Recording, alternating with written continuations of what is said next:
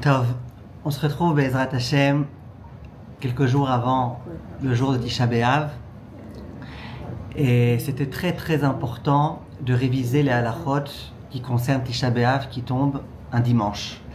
D'abord parce qu'il y a beaucoup de halachot qui sont importantes, qu'il faut connaître et qui sont différentes de l'habitude d'un Tisha B'Av habituel. Deuxièmement, parce que dans beaucoup de cas, ça peut arriver que Tisha B'Av tombe un Shabbat, merci, et que ce soit repoussé à un dimanche, et ça a l'air d'être un peu ressemblant, puisque dans tous les cas, Tisha B'Av c'est dimanche, et Shabbat c'est une veille de Tisha B'Av. Or, c'est complètement différent. Il y a quelques points similaires, mais il y a aussi beaucoup de points qui sont différents. Donc, c'est très important de rappeler en cette année, c'est quoi les halachot particulières de Tisha B'Av qui tombent un dimanche. On espère de tout cœur, Bezrat Hashem, comme on dit chaque année quand on enseigne ces halachot-là, qu'on aura le mérite d'avoir étudié ces halachot et qu'on n'aura pas le mérite de les accomplir, qu'on pourra, Bezrat Hashem, accomplir d'autres mitzvot à la place, dans le Bet Hamikdash, qu'on aura le droit à la Geoula Amitit, Hashlema, Bezrat Hashem. Mais Retzon Hashem, c'est qu'on étudie ces halachot-là. Dans tous les cas, on recevra un salaire pour les avoir étudiés. Et on ne sait jamais, il faut toujours être prêt quand même à pouvoir accomplir ces halachot, si jamais. Alors, comme je vous disais, déjà, premier point important, ces halachot-là, elles sont différentes d'un Tisha B'Av qui tombe un Shabbat. Hier, sur le groupe de questions-réponses, il y a une dame qui m'envoie une question qu'elle a posée au chat GPT. Elle a demandé au chat GPT, c'est une élève que je connais bien, et elle a souvent recours au chat GPT, elle me l'a avoué plusieurs fois. Vous entendez, Mme Bismuth? Oui, je vous écoute, je suis exactement pour les 300. Elle a demandé au chat GPT, est-ce qu'on a le droit, jusqu'à quand on a le droit de boire du vin cette année? Et le chat GPT de lui répondre, il lui dit, écoutez, cette année, c'est une année très particulière, parce que cette année, Tisha B'Av tombe un Shabbat et il est repoussé à dimanche. Or, dans ce cas-là, il n'y a pas de Shavua chez Chalbo Tisha B'Av. Et donc, on peut prendre du vin. Quelles sont ici les deux erreurs, Madame Bismuth? D'avoir déjà posé la question à... Excusez-moi, les trois erreurs. C'est à partir de Rosh Chodesh, le vin, non? Oui. Très bien. Première erreur, moi j'aurais appelé ça la deuxième erreur, c'est que l'interdit de boire du vin, c'est à partir de Rosh Chodesh. Et pour ceux qui disent qu'il n'y a pas de problème, le Rav Ovadia il ramène un certain Minhag Yerushalayim selon lequel il n'y a pas de problème de boire du vin, c'est que la viande le problème. Donc c'est pas lié à Shavua chez Chalbo. Deuxième problème, encore plus, ça tombe pas Shabbat. Cette année, en 2025, ça tombe pas Shabbat, ça tombe dimanche. Ça change rien, ça change pas grand chose dans notre question du vin. Mais voilà une preuve de plus, comme quoi il faut faire attention quand on pose des questions de tout ordre à l'intelligence artificielle. En tous les cas, on va, Bezrat Hashem, maintenant passer en revue toutes les halachot, Bezrat Hashem, de cette année. Première halacha, Shavua Shechalbo Tisha B'Av. Cette année où Tisha B'Av tombe un dimanche, d'après tous les décisionnaires, il n'y a pas de Shavua Shechalbo Tisha B'Av. Pour les Sfaradim, par exemple, on sait que les lessives, c'est pas interdit depuis Rosh Chodesh Av. C'est interdit depuis Shavua Shechalbo Tisha B'Av. De porter des vêtements propres, c'est interdit à partir de Shavua Shechalbo Tisha B'Av. La douche, tout type d'interdit, se couper les cheveux pour beaucoup. C'est interdit qu'à partir de Shavua Shechalbo Tisha B'Av. Ça veut dire... Se couper les cheveux, les garçons. Ça veut dire, j'y arrive, oui, ça veut dire les jours qui précèdent le 9 Av. Pour les Sfaradim. Les jours qui succèdent à Shabbat et qui précèdent le 9 Av. Maintenant, dans le cas où il y avait eu l'année dernière, ou il y a 2 ans, je ne me rappelle plus, dans le cas où Tisha B'Av tombe un Shabbat et il est repoussé à dimanche, il y en a qui ont voulu dire Tisha B'Av ça tombe un Shabbat, donc toute la semaine d'avant c'est Shavua chez Chalbo. On n'est pas posé comme ça. Il y en a qui disent comme ça. Cette année où ça tombe un dimanche, Tisha B'Av, il n'y a pas du tout de Shavua chez Chalbo. Pour l'ensemble des poskim, il n'y a pas de Shavua chez Chalbo. Il y en a qui ont voulu dire que malgré tout, en ce qui concerne se raser ou se couper les cheveux, il y en a qui ont voulu dire que c'est bien depuis la semaine d'avant, ça veut dire cette semaine depuis Rosh Chodesh Av, de ne pas se les couper, de ne pas se le raser, pour qu'on arrive un peu pas présentable le jour de Tisha B'Av, qu'on arrive un peu comme des endeuillés. Halakha les maaseh, la plupart des poskim disent qu'on a le droit, je parle pour les Sfaradim, de se couper les cheveux, de se raser toute cette semaine, excepté vendredi. C'est bien ce vendredi, pour les hommes qui ont l'habitude de se raser tous les jours, qui ne se rasent pas. Comme ça, ils arrivent Tisha B'Av quand même un petit peu pas présentables, un peu moins présentables, un peu comme des endeuillés. Ça, c'était le premier point. Par contre, les halakhot qui concernent Rosh Chodesh Av, à savoir ne pas manger de viande, ne pas boire de vin dans la plupart des endroits, ça évidemment que ça restera cette année.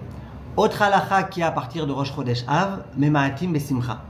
On essaye de réduire les occasions de joie, les festivités et les choses de ce genre-là. Donc, des gens qui veulent faire des grands kiffs, il vaut mieux les laisser pour après Tisha B'Av. D'accord? Shalom Avracha. Maintenant, j'en arrive tout de suite à vendredi. Ce vendredi, ça va être donc l'avant-avant-veille de Tisha B'Av. Donc a priori, il n'y a rien de particulier l'avant-avant-veille. S'il y a un point auquel il faut penser, il ne faut pas l'oublier, c'est tout le point des vêtements qu'on va porter le jour de Tisha B'Av. Le jour de Tisha B'Av, lui, on n'a pas le droit de porter des vêtements propres, qui ont été lavés, qui viennent de sortir de la machine.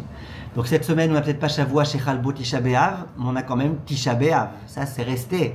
Cette année, d'ailleurs, on a un vrai Tisha B'Av. C'est pas Tisha B'Av qui tombe Shabbat et qu'on repousse, c'est un vrai Tisha B'Av.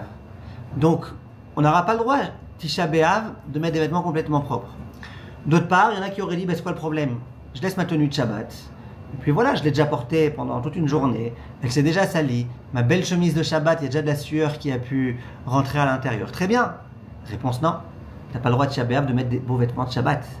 Donc si Shabbat, tu as une chemise particulière, un chemisier particulier, quelque chose de particulier, tu n'as pas le droit de Tisha B'Av de mettre.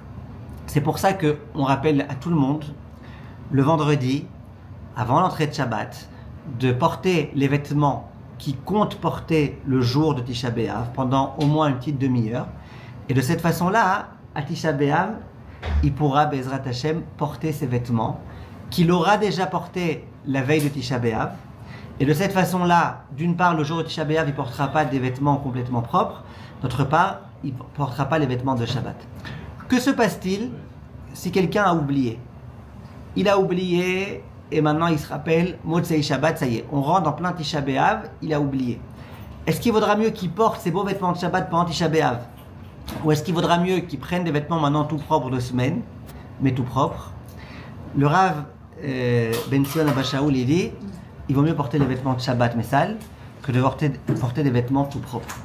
Il y a un conseil qui est donné par certains, qui consiste à dire, si vraiment tu n'as pas fait, tu prends des vêtements, tu les poses par terre, pendant au moins une demi-heure, même un peu plus.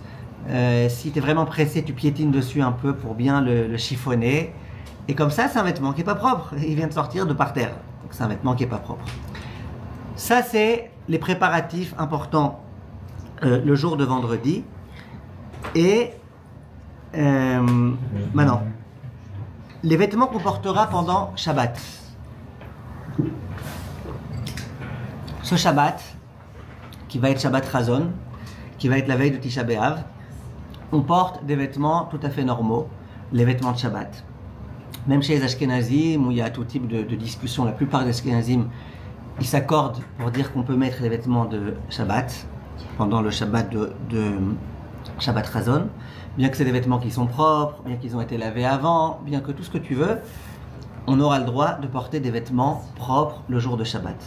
On a le droit de manger de la viande, c'est même une mitzvah de manger de la viande. On a le droit de boire du vin, c'est une mitzvah de boire du vin. Ce Shabbat-là, pour l'instant en tous les cas, concernant tous ces points-là, c'est un Shabbat qui est tout à fait normal. Question. Vendredi soir. Est-ce que vendredi soir, un couple marié a le droit de se retrouver? À nouveau, il y a des gens qui s'embrouillent. Avec les années où Tisha B'Av tombe un Shabbat et où c'est repoussé à dimanche. Quand Tisha B'Av tombe un Shabbat et c'est repoussé à dimanche, donc vendredi soir, tu es en plein Tisha B'Av. En plein Tisha B'Av, en général, on n'a pas de relation. Tu dis, ouais, mais là c'est Shabbat. Ouais, mais on rentre dans un problème. Machloket entre Shulchan Aruch, Rama et compagnie. Là, cette année, on n'a pas du tout ce problème. Pourquoi cette année, on n'a pas du tout ce problème?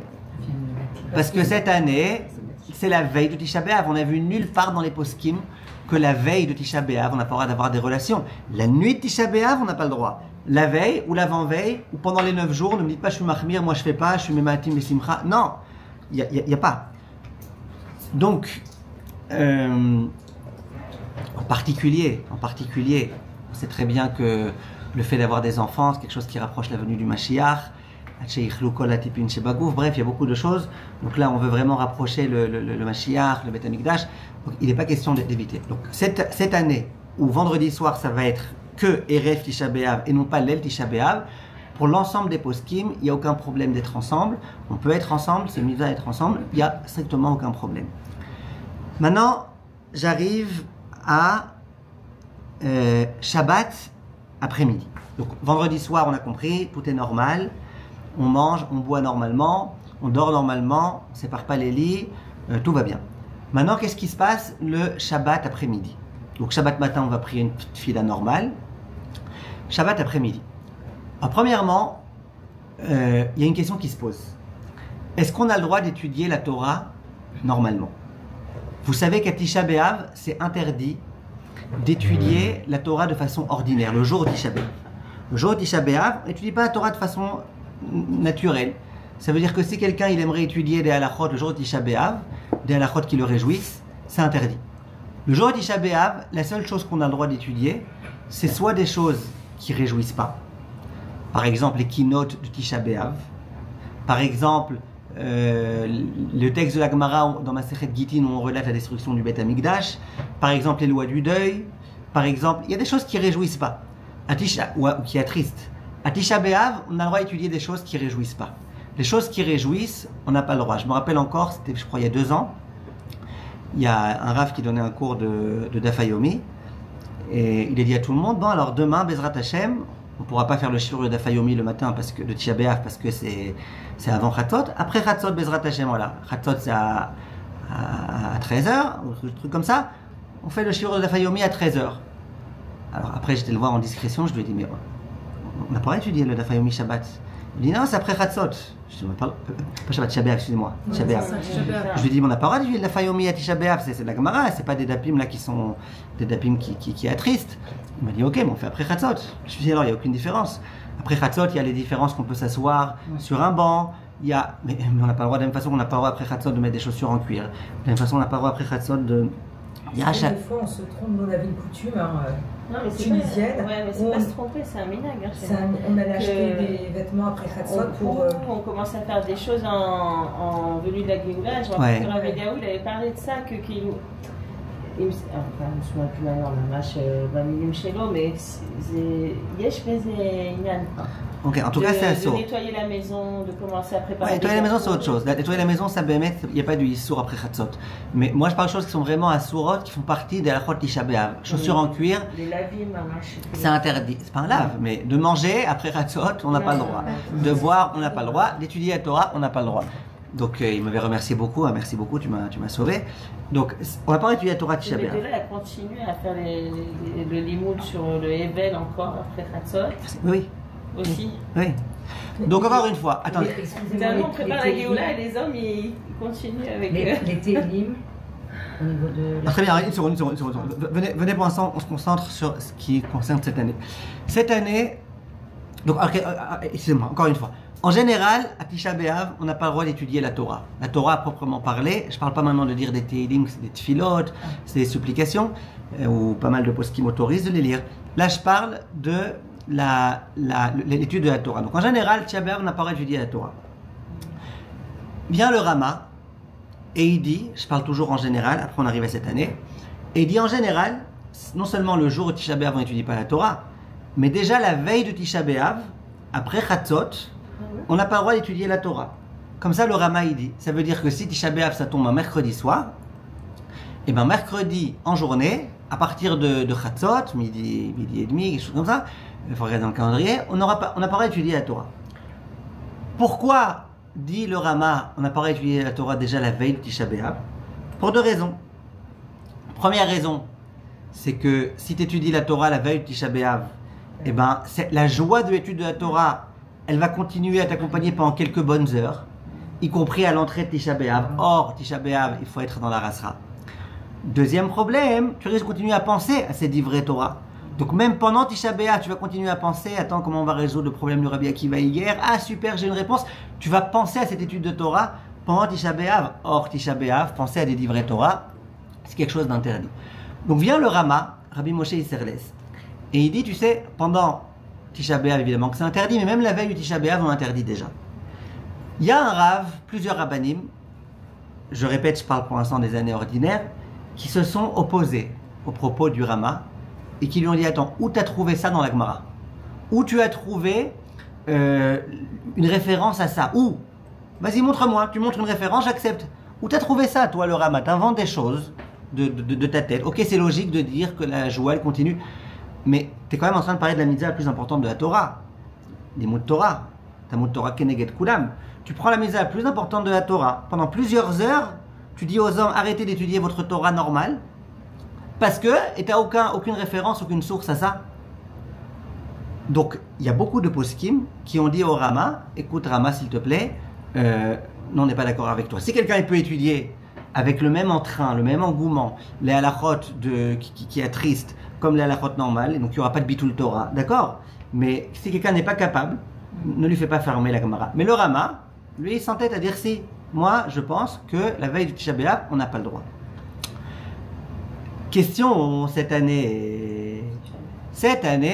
Donc les années ordinaires, la plupart des poskim, ils recommandent, si tu peux étudier quelque chose qui attriste depuis la veille de Tisha B'Av à Chatzot, eh ben, essaye d'étudier ces choses-là. Des choses qui sont permises d'étudier pendant Tisha B'Av. Et si tu peux pas, beaucoup de poskim autorisent, écoute, ne fais pas bitul Torah, en particulier chez les Sfaradim, beaucoup autorisent. Chez les Ashkenazim, ils sont un peu plus mahmirim. Question cette année. Cette année, la veille du Tisha B'Av, ça tombe un Shabbat. Puisque ça tombe un Shabbat, Shabbat, on n'a pas le droit d'être en avelout. Il y a même des poskim qui veulent dire, tu n'as pas le droit, Shabbat, d'étudier des choses qui attristent. Pas le droit, Shabbat, il faut être joyeux. Et le Shabbat, il passe avant la avelout. Dans plein de domaines, même dans la vraie avelout, dans le vrai deuil, il y a plein de choses que Shabbat, on fait, alors que pendant les Shiva, on ne fait pas. Donc, viennent les poskim et demandent qu'est-ce qui se passe cette année. Est-ce que cette année, après Chatzot, ça veut dire Shabbat après-midi, est-ce qu'on aura le droit de faire le Havot Ubanim avec nos enfants, d'étudier avec eux la Gemara qu'ils ont étudiée durant la semaine, les Mishnayot, est-ce qu'on aura le droit ou pas? Alors, il y en a qui disent, alors le Rama, le même Rama, lui il va jusqu'au bout dans sa lancée. Et lui il dit, même cette année où ça tombe un Shabbat, on n'a pas le droit, la veille de Tisha B'Av, après Chatzot, d'étudier des choses qui réjouissent. La plupart des Sfaradim, et même beaucoup d'Ashkenazim, dans ce contexte précis de Tisha B'Av qui tombe un dimanche, et donc de Erev Tisha B'Av qui tombe un Shabbat, ils disent on peut étudier ce qu'on veut. Donc à nouveau, si quelqu'un il est aussi à l'aise quand il étudie des choses qui ne sont pas réjouissantes, et qui veut tenir compte des propos du Rama, pas des choses attristantes, mais des choses pas réjouissantes, qu'il le fasse. Mais disons que cette année, pour la plupart des poskim, on peut étudier ce qu'on veut. Si vous voulez organiser un cours chez vous, Madame Bismuth, Shabbat après-midi, même un cours qui n'a rien à voir avec Tisha B'Av, vous avez le droit, pour la plupart des poskim. L'essentiel, c'est de ne pas faire bitul Torah et d'étudier comme il faut. Mais si, alors maintenant, on peut étudier, mais si maintenant ça nous attriste et qu'on ne veut pas être triste encore pendant Shabbat, comment ça se passe? Ouais. Parce que finalement... non, n'étudiez pas. Si c'est des choses qui vont vous attrister, n'étudiez pas. On a dit de commencer à faire les ilchot, réviser les ilchot chez la Lavim, chez la Tzom, Maasor, Mamuta. Ça vous attriste pas, ça, c'est? Non, bon, ça c'est technique encore. Voilà, ça c'est permis et ça attriste pas. D'accord. On ne commence pas avec les Sipourim et compagnie. Quel Sipourim? Non, les Kinot et compagnie, c'est pas le moment. Kinot, non. Bon, Shabbat, c'est un problème de s'attrister. Okay. Maintenant, on arrive à la halakha de Seuda Shlishit. Seuda Shlishit, il va falloir la faire suffisamment tôt pour qu'on puisse la terminer avant le coucher du soleil. Ce jeûne-là, un peu comme le jeûne de Yom Kippour, bien que ce n'est pas du tout un jeûne de Horaïta, mais un peu comme le jeûne de Kippour, il faut recevoir le jeûne, on reçoit le jeûne depuis la Shkiyat HaChama, depuis le coucher du soleil. Ok?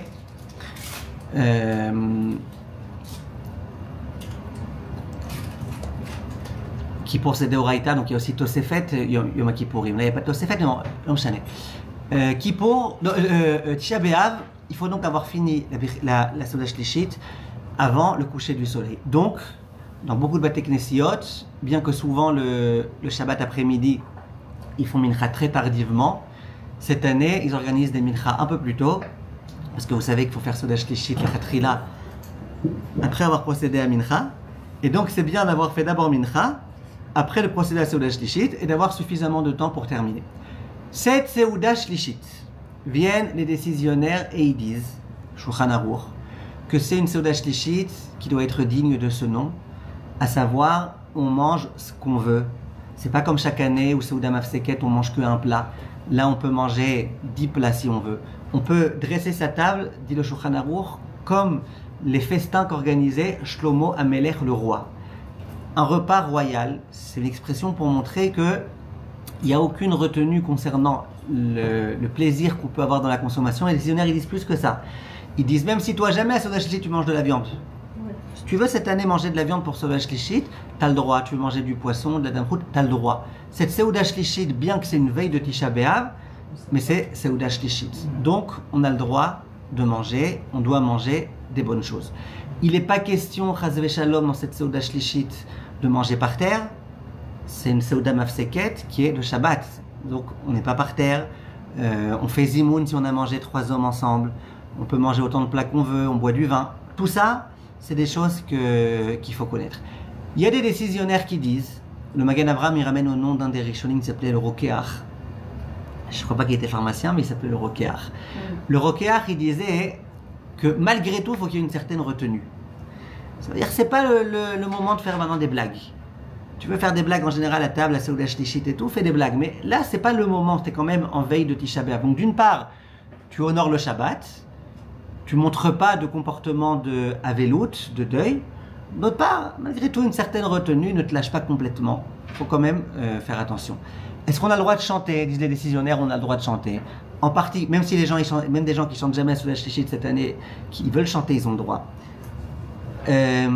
En particulier, les chants de Seuda Shlishit. C'est souvent des chants un peu rasra, un peu monotone. Et donc, il n'y a pas de problème à chanter cette année les chants de Seuda Shlishit. Maintenant, il y a un Rav qui s'appelle le Rav Saria Debelski, qui est niftar il y a quelques années.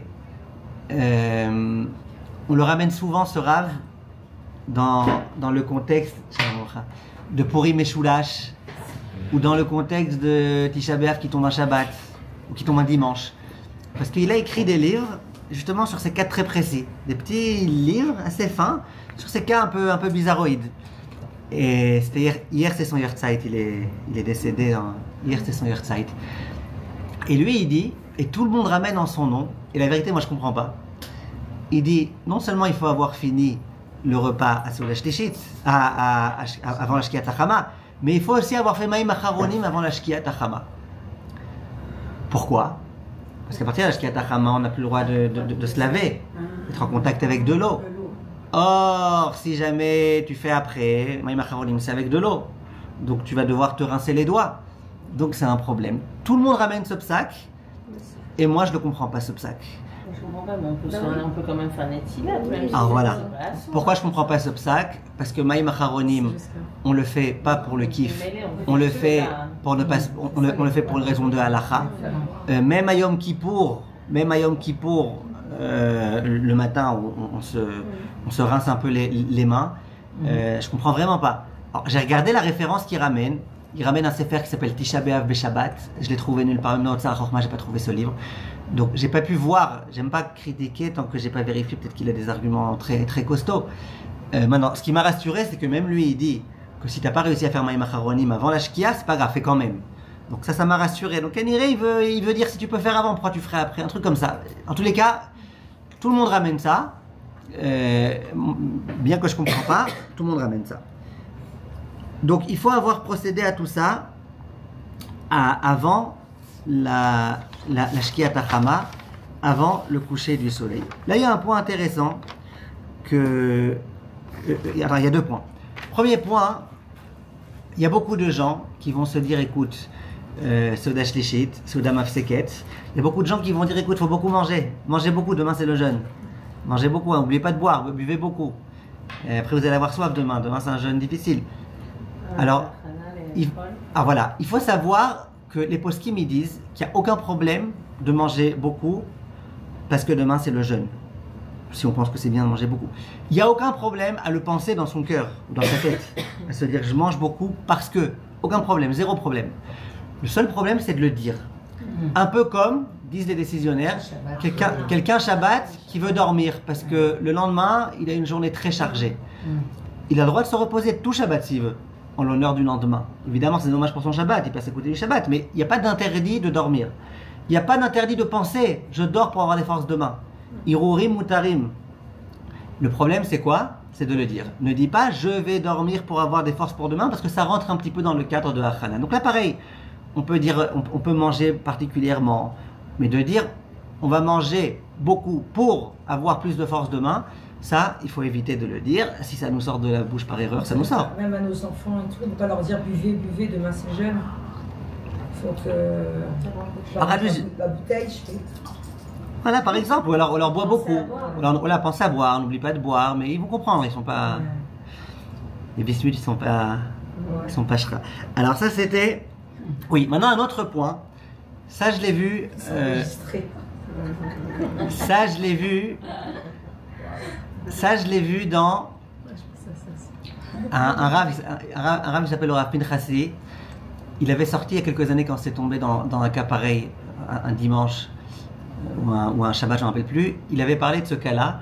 J'avais bien aimé ce qu'il avait dit, donc je voulais le partager avec vous. Il a dit, on a un principe, c'est que, donc vraiment on est dans le détail, c'est-à-dire si vous oubliez ça, c'est pas très grave, mais on est là pour essayer de faire les choses de top du top, donc autant bien réfléchir. Il y a un principe qui s'appelle mitzvot srichot kavana. Ça veut dire que quand, le jour de Rosh Hashanah, je vais écouter le shofar, il ne faut pas que je me dise j'écoute la trompette. Parce que si je me dis j'adore la trompette, bon ça c'est pas aussi classe que la trompette, mais c'est pas mal, allez je vais écouter, je suis pas quitte de la mitzvah. Mitzvot, tzrichot, kavana. La kavana ça veut dire la kavana de s'acquitter. Il faut que je fasse la mitzvah parce que c'est une mitzvah de la Torah. Mitzvot, tzrichot, kavana. En particulier les mitzvot de Horaïta. Je vais donner de l'argent à un pauvre, c'est bien que je me dise je viens accomplir la mitzvah de mon créateur. Je vais mettre les tefilines, mets les tefilines, pas parce que c'est un porte-bonheur, mais parce que Hachem, il m'a demandé de mettre les tefilines. Toutes les mitzvot de la Torah, c'est important de le faire.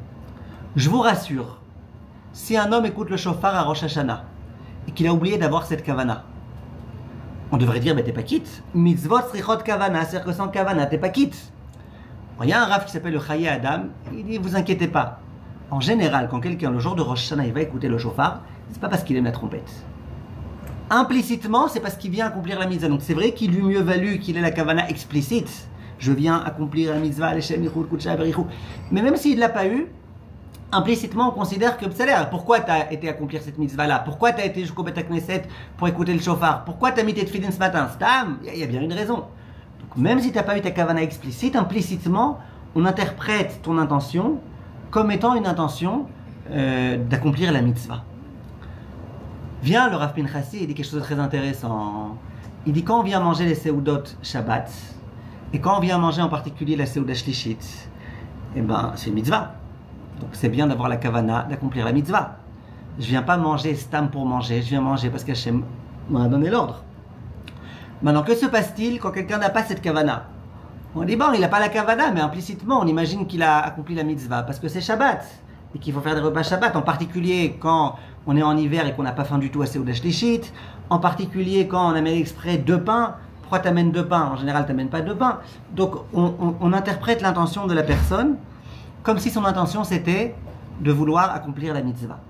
Vient le Rav Pinchasi et il dit mais quand ça tombe une veille du Tisha B'Av et que dans tous les cas, les veilles du Tisha B'Av, toujours tu manges, et même s'il n'y avait pas de mitzvah de manger, tu aurais quand même mangé parce que demain c'est jeûne. Donc ton comportement de manger, on risque de ne pas l'interpréter par défaut comme étant, ben évidemment, c'était soit pour manger, c'est que tu fais sous la shlishit, non. On risque de l'interpréter, demain il y a jeûne, donc tu manges. Donc il dit c'est particulièrement important. Maintenant, or il n'y a pas de mitzvah de Seuda Mafseket, la veille du Tisha B'Av. on mange Sodam Afseket parce qu'on mange Sodam Afseket. Pour la plupart des poskim, c'est pas une mitzvah à proprement parler. Donc, c'est important cette année, plus que toujours, d'avoir la kavana. Je viens accomplir la mitzvah de Seudah Shlichit. Je mange pas que parce que demain c'est jeûne et je veux pas avoir faim, mais je viens accomplir la mitzvah de Seudah Shlichit. Voilà. Et là, par allusion, Madame Bissoud, vous direz à vos enfants, je viens pas maintenant manger et beaucoup boire pour ne pas avoir soif demain. Je viens accomplir la mitzvah de Seudah Shlichit. Donc buvez beaucoup, ok? Vous avez compris? Tov. Autre question intéressante, importante, qu'on nous pose chaque année et à laquelle je voulais répondre. Il y a des gens qui prennent avant les jours de jeûne ce qu'on appelle le kalitzom, le tzom kal, tout type d'additifs, de nourriture, de comment on appelle ça, de compléments, voilà, compléments nutritifs. Parfois les femmes qui allaitent, elles prennent ça, parfois les femmes enceintes, elles prennent ça, parfois les gens en bonne santé prennent ça. Tout type de choses qu'on prend pour mieux jeûner, pour que ce soit plus facile de jeûner. Et en général, il n'y a aucun problème de prendre ça. Le jeûne, il sera plus facile, mais tant mieux pour toi. Il y a une question qui a été posée à propos de Kippour. Kippour, il y a écrit « Ve'ainitem et nafshotechem ». À Kippour, il faut un peu souffrir. Or, quand tu prends ce machin-là, tu souffres un petit peu moins. Permis, interdit, la plupart des décisionnaires, ils ont dit c'est permis, il n'y a pas de problème. Mon problème, c'est cette année. Les oraot, c'est de prendre ce médicament avant l'entrée du jeûne. Or, avant l'entrée du jeûne cette année, on est Shabbat. Shabbat, on n'a pas à préparer pour la semaine. Si tu prends aujourd'hui ce, entre guillemets, médicaments, ces vitamines, ces ajouts, ces compléments, tu les prends en l'honneur de Shabbat. Est-ce qu'il n'y a pas par hasard un problème de Hachana? Question qui a été posée par tous les décisionnaires. Et ils ont tous répondu en autorisant. Pourquoi ils ont répondu en autorisant? Vous avez déjà dit déjà les vitamines, il y avait déjà une marque loquette, on pouvait autoriser. Mais là je ne parle pas pour l'instant de l'aspect vitamines, médicaments, je parle de l'aspect préparation de semaine à Shabbat, de Shabbat à semaine. Alors, la plupart des poskim ils autorisent pour la raison suivante. Ils disent d'abord, pour beaucoup quand on parle de préparation, c'est vraiment un geste, un acte important. Là, tu as mangé. Sarakol, c'est un acte qui consiste à manger. Tu mets quelque chose dans ta bouche, tu avales. Mais Sarakol, tu fais quelque chose de tout petit, de pas fatigant, de très peu remarquable. Tu fais un acte qui s'appelle manger. Ok, c'est vrai que tu as l'intention de manger pour plus tard. Mais c'est quand même permis. Deuxièmement, les poskim ils disent, depuis maintenant, quand tu as mis ça dans ta bouche, ça commence déjà à agir. Ça veut dire, ça te rajoute déjà dans ton corps des choses positives. C'est vrai que tu en auras particulièrement besoin demain. Ça te les ajoute déjà maintenant, un peu comme quelqu'un qui veut préparer un examen. Je vous avais dit à l'époque, on avait parlé de la halachot de préparation. Le Rav Auerbach, il dit, si quelqu'un il veut préparer un examen de sciences, aujourd'hui Shabbat pour demain. Dit le Rav Auerbach, déjà maintenant tu es content de connaître un peu plus de sciences. Donc c'est vrai que ton examen c'est demain, mais tu deviens un peu plus sage maintenant en étudiant ça. Là c'est un peu pareil, quand tu le mets dans ta bouche, eh ben, déjà maintenant tu commences ton corps il commence à profiter de substances que tu as mises. C'est vrai que ces substances, tu les as pas mises pour aujourd'hui. La preuve, si demain il n'y avait pas eu de jeûne, tu ne les aurais pas prises. Mais tachlé, ça commence déjà à agir. Et à mon avis, la raison la plus évidente pour autoriser, c'est ce qu'on avait expliqué longuement quand on avait fait la halachot de Achana. On avait dit que pour beaucoup de poskim, Achana, c'est quelque chose que je fais la veille, excusez-moi, que je fais pendant Shabbat pour gagner du temps pour après, pour gagner des efforts. Oui?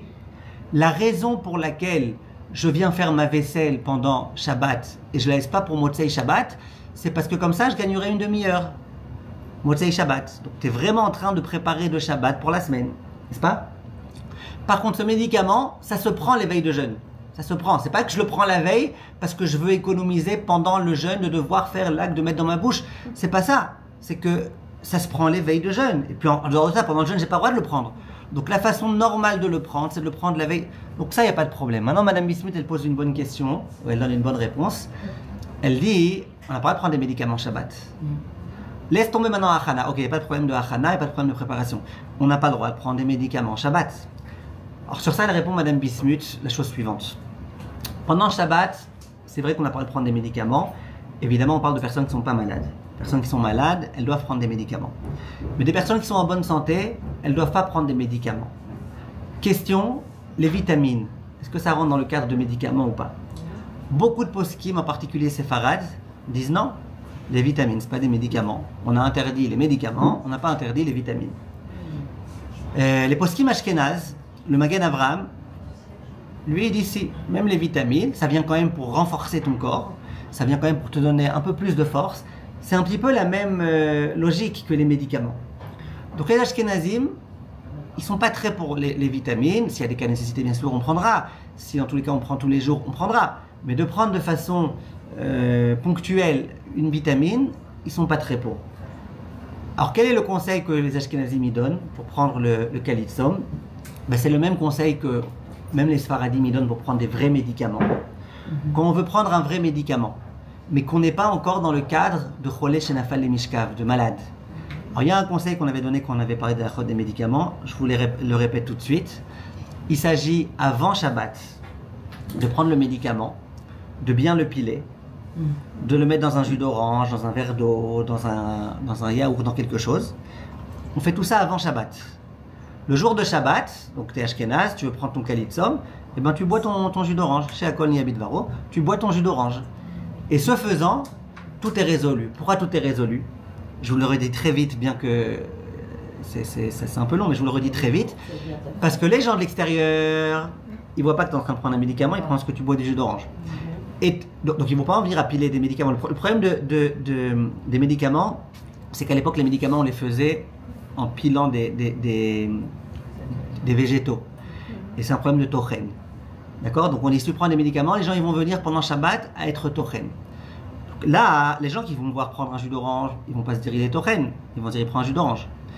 Et les gens, et moi-même, je sais très bien qu'on n'a pas parlé de tochen. La preuve, c'est que j'ai eu besoin de préparer tout ce truc avant Shabbat, parce que je sais que pendant Shabbat, on ne prend pas des médicaments. Donc moi-même, j'ai ce rappel que je ne dois pas être tochen. Donc bref, le kalitsom, on a le droit de le prendre. Maintenant, j'arrive rapidement, pour qu'on puisse tout finir, Bezrat Hashem, au halachot de Motzei Shabbat.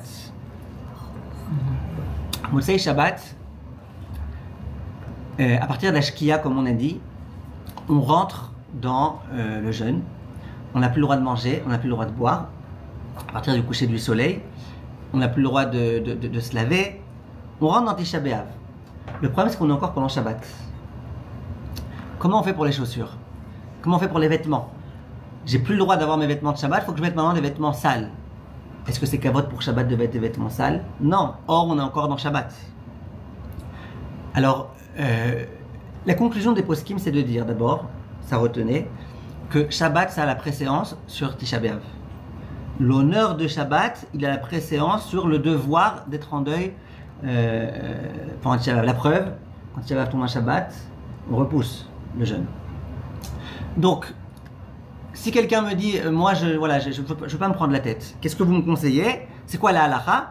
Je vous dirais la halacha, c'est que jusqu'à la sortie des étoiles, vous restez avec vos chaussures en cuir, avec vos vêtements de Shabbat, tout ce qu'il faut.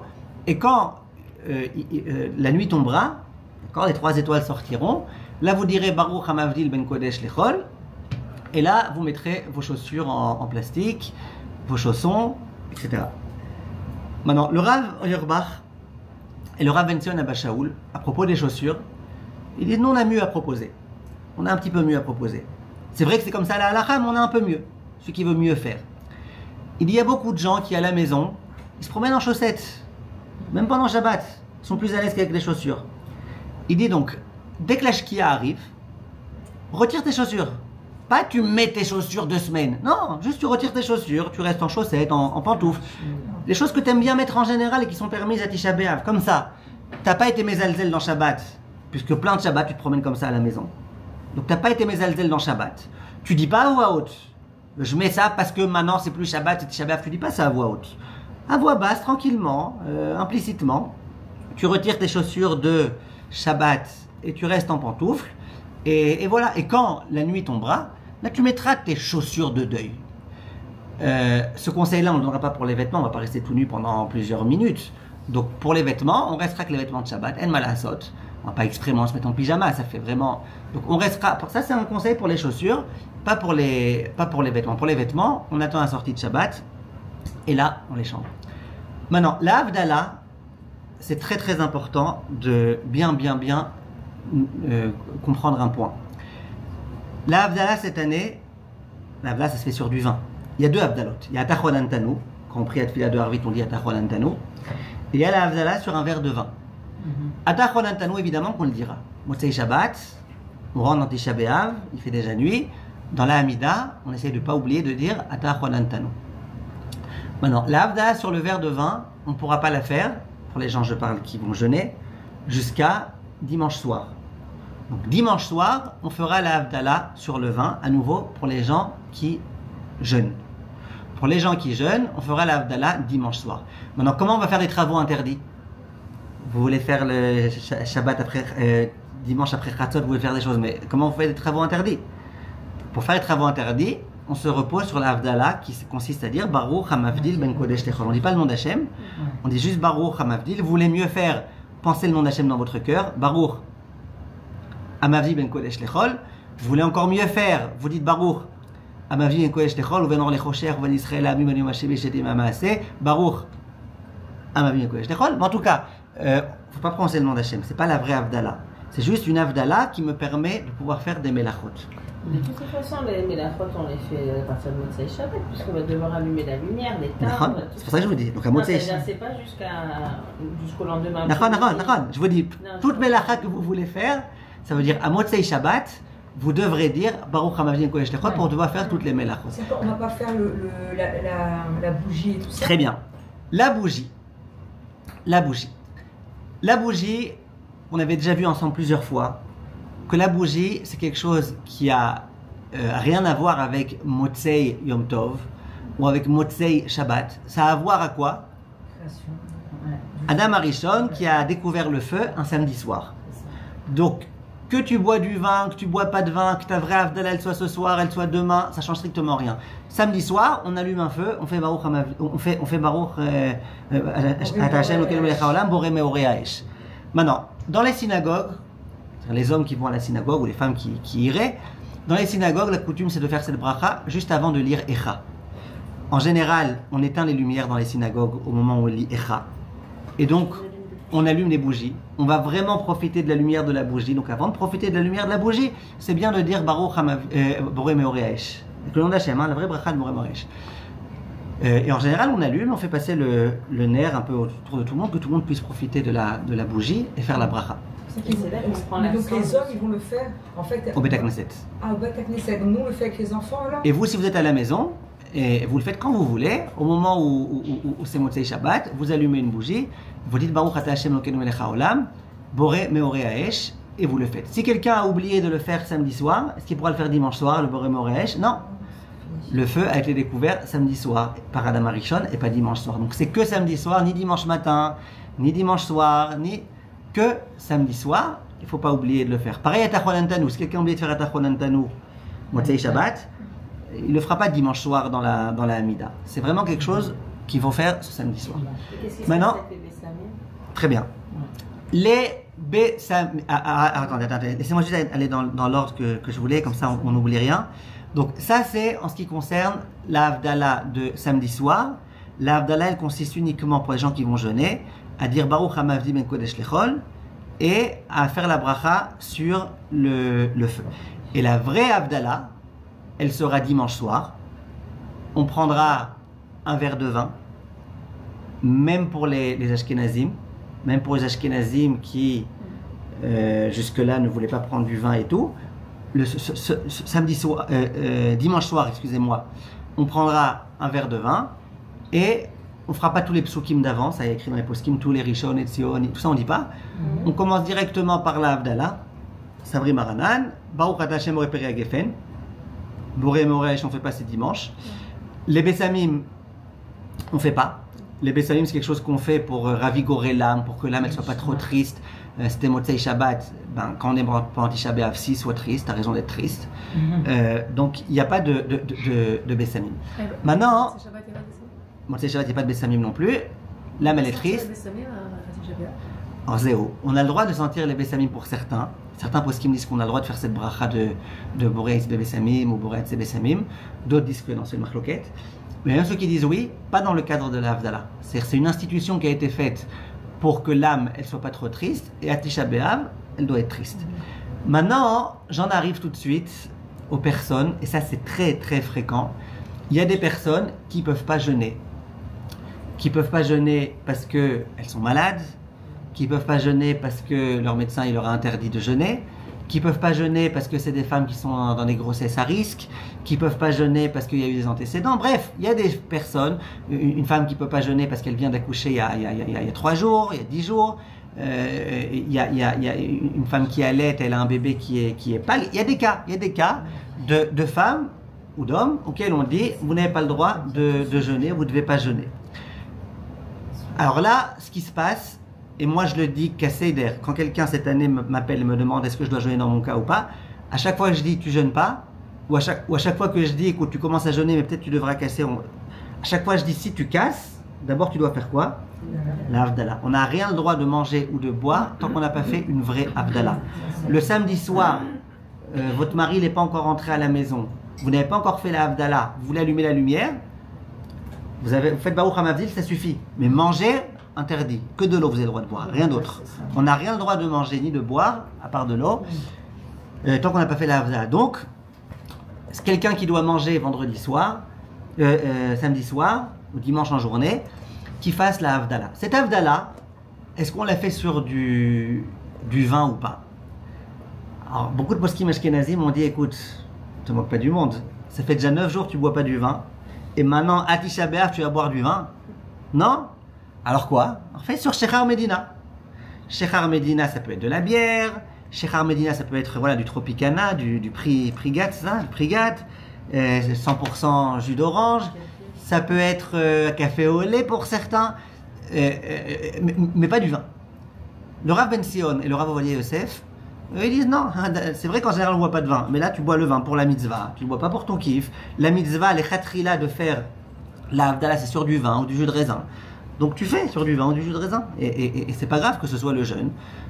En malasot. Donc les personnes qui doivent faire la Havdalah, pour les Sfaradim, la plupart des Sfaradim, elles le feront soit sur du jus de raisin, soit sur du vin. Elles boiront un révit ou un rov révit, comme on fait toujours. Elles font sur le jus de raisin. Pour Avovadia et Rav Ben Sion, elles font sur du vin ou du jus de raisin. Et qu'est-ce que je voulais vous dire? Oui. Et aussi, il y a une grande question.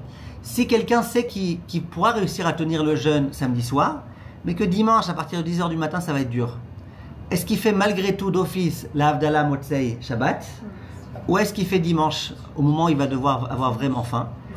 Alors c'est une marloquette, mais beaucoup de poskim disent non, ben si tu sais, alors fais-le. La Havdalah est instituée Motzei Shabbat, pas dimanche. Donc si tu as un doute, tu dis peut-être je vais réussir à tenir le jeûne, peut-être pas. Alors là, ne fais pas la Havdalah. Puis si vraiment tu as besoin de rompre le jeûne, tu feras la Havdalah. Mais si d'office, tu sais, ton médecin il t'a dit madame, on n'a pas le droit de jeûner. Donc d'office, tu sais que depuis le matin, dès que tu vas te réveiller, tu vas manger. Alors, beaucoup de poskim, c'est comme ça que Rav Ovadia dit et d'autres, fais déjà Motzei Shabbat, comme ça tu fais comme il faut. On a une question très intéressante.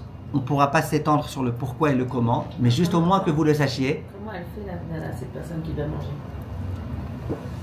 Elle doit faire juste Baruch HaMavdil ou boire du vin? Elle doit boire, oui, elle doit faire Baruch HaMavdil et boire du vin. Du vin. Du vin, du jus de raisin. Elle va continuer son jeûne jusqu'au lendemain. Ouais, De quoi? Ouais, si elle veut pas boire, elle peut rester sans manger samedi soir. Donc elle va rester... Non, mais en général, dans ce genre de cas, on dit que ça ne change plus grand-chose. Ça veut dire... Dans tous les cas, on conseillera de ne pas manger des bêtises, des sucreries, tout ça. Une personne qui doit seulement boire, qui a qu'un vin, disons. Alors, boire de l'eau, il n'y a pas de problème, on a dit. Donc elle ne fait pas d'Havdalah si c'est boire que de l'eau. C'est avec les midotes. Si c'est boire que de l'eau... Non, sans les midotes. Si c'est boire que de l'eau, il n'y a pas de problème. Tout ça, j'en parle dans le livre La naissance de A à Z. Là-bas, j'explique une femme qui doit à Tisha B'Av. J'explique tout. J'explique là-bas que les mesures, c'est que pour Kippour et pas pour Tisha B'Av. J'explique un peu tout ça. Maintenant, juste, je voulais vous dire quelque chose. Un truc très intéressant. Les enfants. J'ai un enfant qui a 9 ans. On est d'accord qu'à 9 ans, c'est l'âge à partir duquel ils sont obligés de faire la Havdalah. Je ne peux pas dire qu'il n'a pas écouté la Havdalah, tant pis, il écoutera la semaine prochaine. 9 ans, il est en âge de Chinour. 7 ans même, il est en âge de Chinour. Donc, chaque semaine, je dois faire en sorte quand je fais la Havdalah qu'il soit là. Et s'il n'était pas là quand j'ai fait la Havdalah, je dois lui dire, là, Aziz, tu prends un jus de raisin et tu fais la Havdalah. On est d'accord ou pas? On est d'accord aussi qu'un jeune de 9 ans, on ne va pas lui dire de jeûner pendant Tisha B'Av. On ne va pas lui dire de jeûner. Donc, question, est-ce qu'elle doit faire la Havdalah ou pas? Les gens, ils n'y pensent pas à ça. Les gens, ils donnent à leur enfant cette année à manger dimanche matin. Et ils ne pensent pas, attends, mais il n'a pas fait l'Havdalah, lui. Ok, papa, il fera Motsei Shabbat, mais lui, dimanche soir, mais lui, il n'a pas fait. Alors, je vais vous dire, c'est une grande marloquette à poskim, cette question-là. Est-ce que les enfants, ils n'ont pas le droit de manger tant qu'ils n'ont pas fait l'Havdalah, dans ce cas précis, ou pas? Le Rav Ovadia Yosef et le Rav Ben Zion Abba Shaul, eux, ils disent il faut faire l'Havdalah. Il faut faire. Les enfants, avant de manger, dimanche matin ou samedi soir, qu'ils fassent d'abord l'Havdalah. Le Rav Chaim Kanievski, le Rav Eliashiv, eux, ils disent non. Non, l'Havdalah, ça sera dimanche soir. Quand papa il fera l'Havdalah, il les acquittera. Et eux, ils n'ont pas d'interdiction de manger tant qu'ils n'ont pas fait l'Havdalah. Le Rav Kanievski dit la coutume, c'est de ne pas faire l'Havdalah pour les jeunes. Donc c'est vraiment une marloquette. Il y a des Ashkenazim d'Afka qui disent de oui faire. Rav Wosner, par exemple, il dit que oui, il doit faire.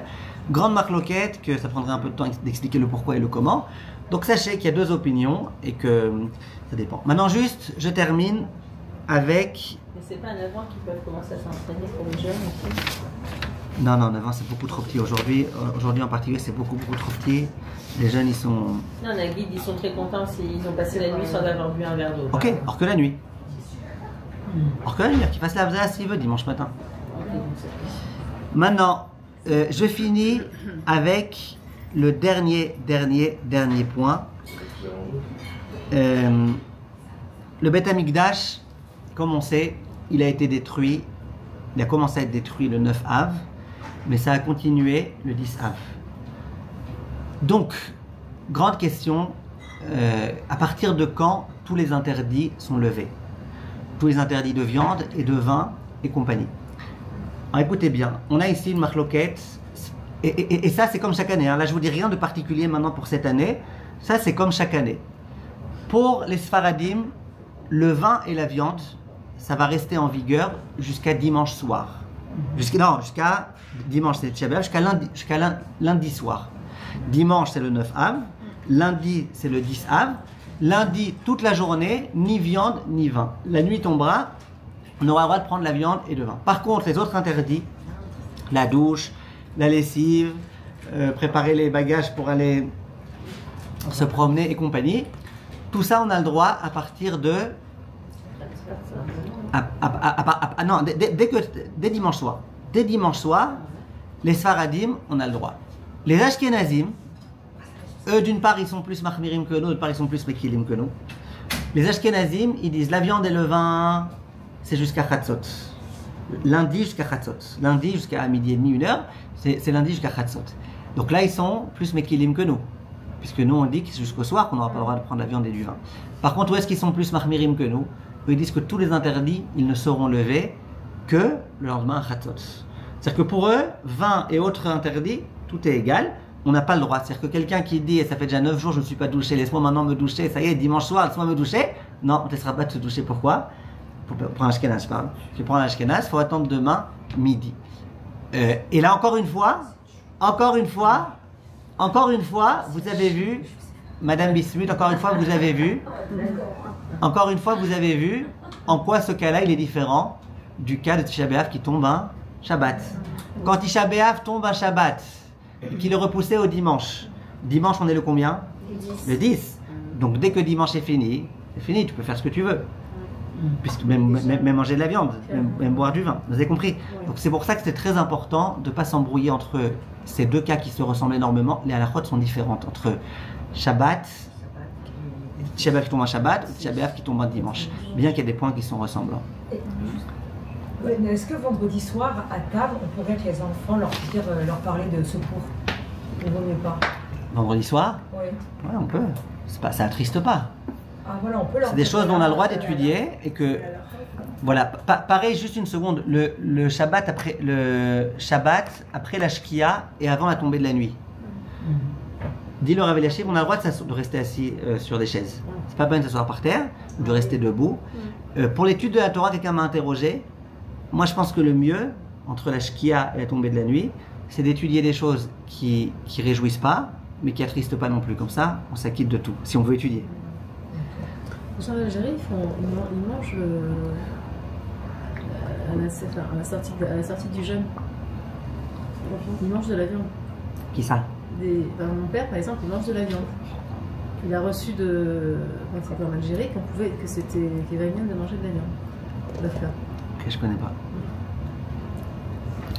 Je profite de cette occasion pour remercier Madame Bismuth. Je m'embrouille avec Madame Journeau. Madame Bismuth, que même pendant ces jours-ci, qui sont des jours de vacances, pas facile à gérer tout. Vous avez vu combien de fois elle a été dérangée pendant ce cours. Malgré tout, elle a tenu à ce qu'on continue le cours vraiment jusqu'au dernier moment. Alors, merci pour tout, pour chaque lundi. Et alors, on est en vacances maintenant? Là, vous êtes en vacances. Bezrat Hashem. Alors, vous nous prévenez quand vous voulez qu'on reprenne Bezrat Hashem. Oui, j'ai regardé ce matin. Je pense qu'on va reprendre peut-être